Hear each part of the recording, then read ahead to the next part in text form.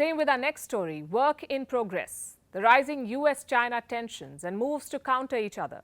China is stepping up activities in disputed waters. The US is building a coalition to take on China in the Indo-Pacific.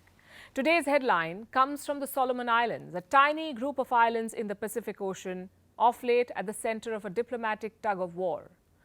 The United States has reopened an embassy in the Solomon Islands, and that too after 30 years. First, let me show you where these islands are. In the southwest Pacific Ocean, roughly 2,000 kilometers northeast of Australia, it's a chain of hundreds of islands lying east of Papua New Guinea. It has a population of less than 700,000. The Solomon Islands was also a battleground during the Second World War. Americans and Japanese troops fought a tough battle there. So the islands are not new to such tussles.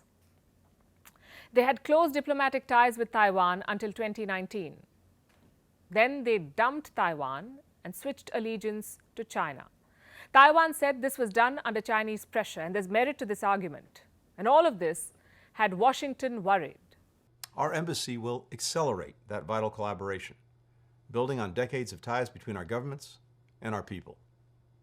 We'll do so at an important moment for the region we share, because more than any other part of the world, the Indo-Pacific region, including the Pacific Islands, will shape the world's trajectory in the 21st century. The US had an embassy earlier in the Solomon Islands. It was shut down in 1993. So why is it being reopened now? This, you could say, is a reflection of America's changing diplomatic priorities. The reopening had been in the works since last year.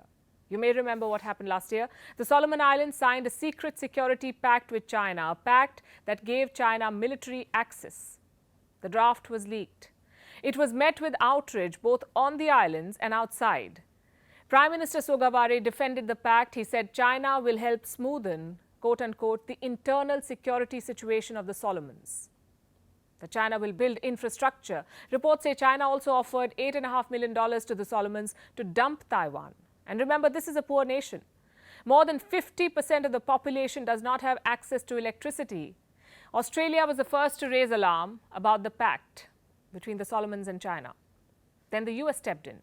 President Biden hosted Pacific Island leaders in Washington in a summit last year. He pledged to help stave off China's economic coercion. That's the term he used, economic coercion. Washington and 14 Pacific Island states signed a declaration to help democracy flourish. Guess who was one of the signatories? Solomon Islands' Prime Minister Manasseh Sogavare, the same leader who had defended the pact with China. Join the dots and you'll realize what this shift could mean for Beijing. And the Solomons are some distance away. Closer home in the Philippines too, the US is making moves. America and the Philippines have signed a strategic deal. Washington will get access to more military bases in the Philippines, 4 more bases to be precise, which will bring the total number to 9. 9 Philippine bases, military bases, with US troops in them. Why? To help Washington move closer to Taiwan, and more importantly, to help the US cement its presence in the South China Sea. I just want to be clear that we're not seeking permanent basing in the Philippines. As you heard us say in our statements here, EDCA is a cooperative agreement that enables rotational activities. And so it's a key pillar of training and opportunities to strengthen our interoperability. And it also provides us the ability to respond effectively to humanitarian. So it's clear now the United States wants to flex its muscle. It wants to take on an expansionist China. And how is Beijing reacting? It is ramping up its presence in the South China Sea. Take the water surrounding the Vanguard Bank of Vietnam. It's an area that has been seeing repeated standoffs between Chinese and Vietnamese vessels. Chinese ships patrolled this area for 310 days last year. 310 days in a year. That's more than double compared to the year before.